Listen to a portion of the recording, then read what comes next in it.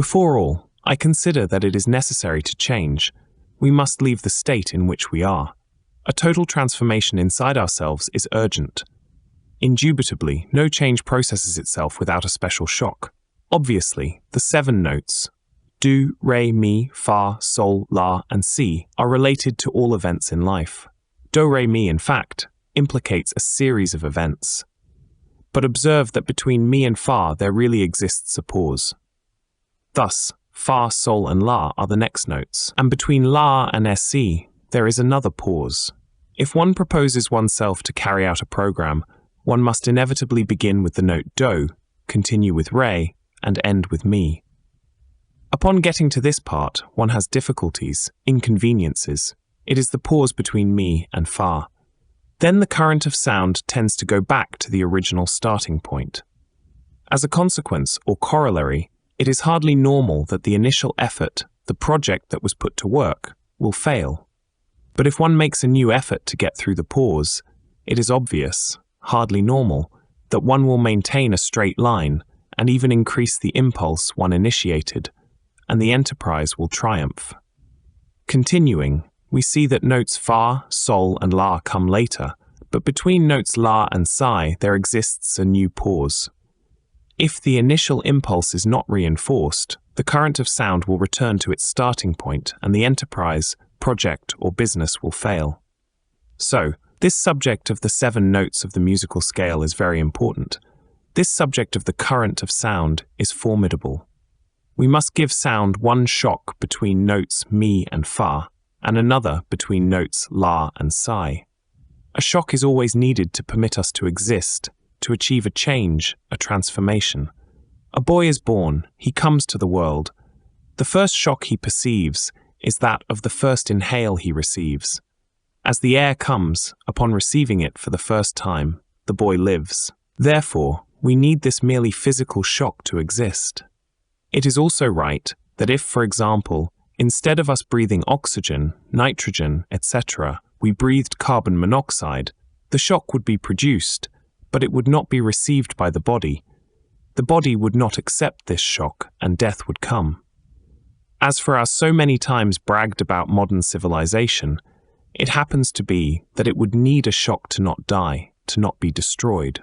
This shock could only be through another civilization immensely superior to ours. Only this way could this civilization not die.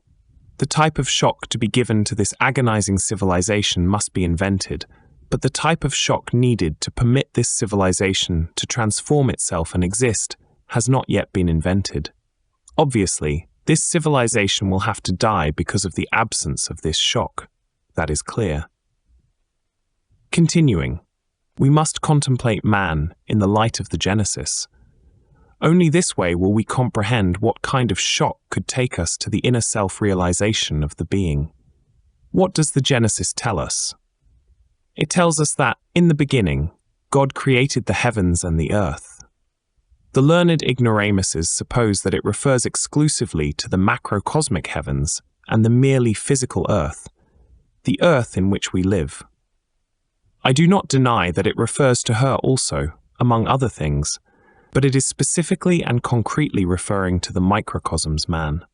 The heavens are the states of consciousness in ourselves, inside man himself. Regarding to earth, it is man's physical body, the philosophical earth cited by medieval alchemists, the philosopher's earth. So it is that, in the beginning, God created the heavens, higher conscious states of man, and earth, the physical body. The Genesis adds, the earth was in chaos and empty, and God's Spirit moved over the waters. What does this allude to? Simply to the three-brained or three-centered biped mistakenly called man, to the intellectual animal who is disordered and empty earth, he who has his mind in the most complete disorder. He is a real chaos who only believes what his 5 senses inform him, who lives in the world of animal passion, who knows nothing about what is real, about what is esoteric, he who is absolutely ignorant, he who has never received a ray of light, etc. He is the common man, the man of the marketplace, the man of the public square, the vulgar man of the earth, the rude and sensual fellow. That is the average of human life, the average of all the millions of human or humanoids beings who live on Earth today. But how must we leave this state? Let us imagine for a moment that we climb a tower to see the human multitudes. What can we do so they will leave the state they are in? There is no doubt that each one of these people, who in general compose the multitude, is disordered and empty earth. That is obvious. What must we do? There is need for a special shock. Only this way could there be the case of a change. Only this way is the shock possible. The Genesis says that God created light and said, "Let there be light," and light was made, and he separated light from darkness. What darkness does the Genesis refer to? Thus, to the darkness of oneself, inside the philosophical earth. But what kind of darkness is that? Thus, that darkness is constituted by the inhuman psychological aggregates that personify our psychological defects: anger, greed, lust, envy, laziness, pride, gluttony, and so on. Well, I have only cited the 7 capital sins. These multiply by another 7 and some more, and more. They are a legion. Let us think about what these psychological aggregates are. Virgil, the poet of Mantua, had already said, "Even if we had 1,000 tongues to talk and a steel palate, we could not enumerate all our defects exactly." They themselves constitute the darkness we carry inside. To separate the light from the darkness, that is very difficult. Light is the superlative consciousness of the being. It must be snatched from darkness in this way. Extract it from within each inhuman psychological aggregate. In fact, it implicates terrible super-efforts that must be accomplished in oneself, here and now.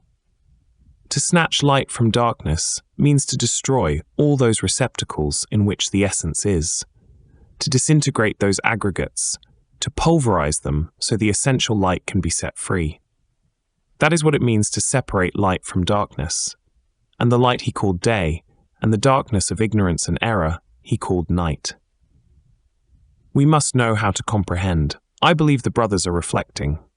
That way, to be able to transform ourselves into men made in God's image and likeness, we need a shock, that is to say, the occult esoteric knowledge. Obviously, to convert ourselves into living men, we need of a third special shock.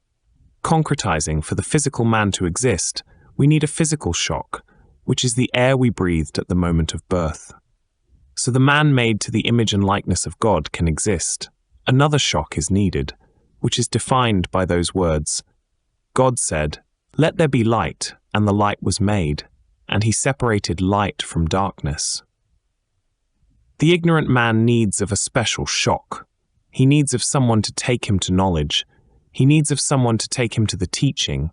He needs the light of esotericism. This produces a special shock in him. Only this special shock can later transform him. It can convert him, we could say, into what is called man-made in God's image and likeness in the 6th day.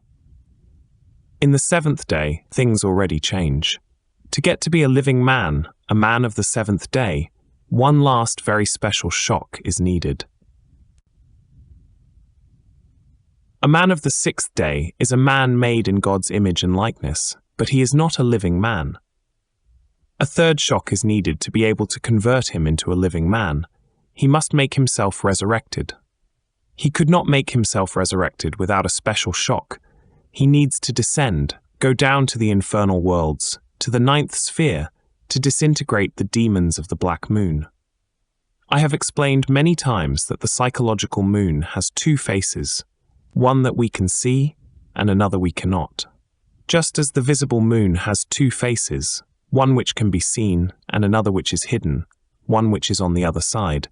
So I must also tell you that the psychological moon within us has 2 faces, one that can be seen, so to say, the defects that can be seen with plain sight, and the one that cannot be seen, the hidden one. Many saints who progressed very much, bogged down believing they had eliminated the ego. Yes, they had destroyed many inhuman elements from the visible part of the psychological moon, but they had not disintegrated the inhuman elements of the hidden side of the psychological moon.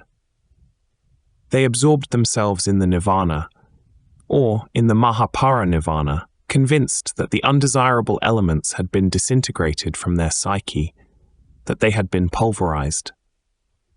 Later, they found out they had not arrived to the finish line. There were still many undesirable elements in the hidden part of the psychological moon. Within us, there are 12 powers, there are 24 wise men, there are the 4 elements, and so on. The being of each one of us seems like an army of innocent children, of infants. Each of the parts of the being has its autonomy, its self-consciousness and self-independence. Shutterstock. That we need to perfection each one of the parts of the being, that is right and of all truth. But this is only possible by eliminating the subjective elements of perceptions. Perfecting the higher parts of the being, that is very difficult. He who achieves the perfecting of the higher part of his own being receives the rank of Ismesh. Few are those who get so high. We must begin now by creating the man made to the image and likeness of the Creator within ourselves. This man could not arise to existence without a special shock. This shock is that of gnosis. It is that of the light which will take him out of his chaotic state and will convert him into a self-realized man. But if we just stay there, we would go badly. We need to make the living man of the 7th day arise within us. For this, we also need a special shock which the learned ignoramuses do not understand.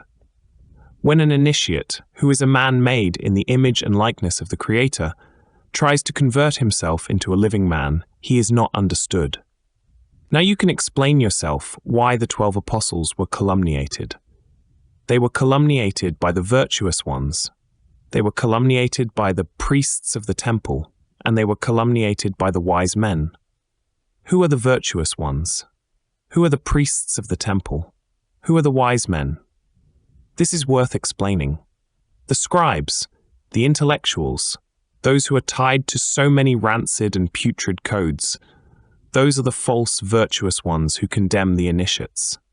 Who are these wise men really? They are simply people, very full of experience, very judicious indeed, but they never understand the initiates.